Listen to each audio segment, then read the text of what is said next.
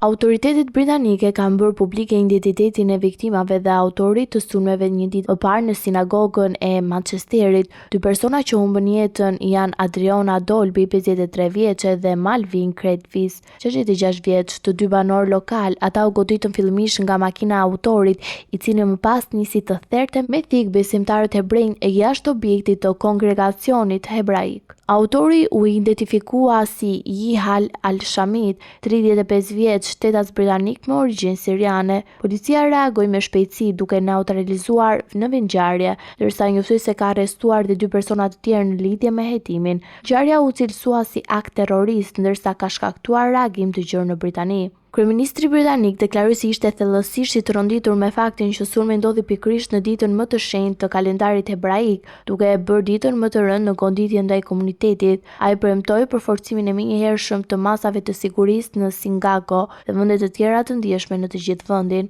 Ne do të bëjmë gjithçka për ta mbajtur komunitetin ton hebrej të sigurt, tha Starmer, duke shprehur ngushëllimet e tij për familjet e viktimave dhe solidaritetin e qeverisë në komunitetin hebrej në Mbretërinë e Bashkuar.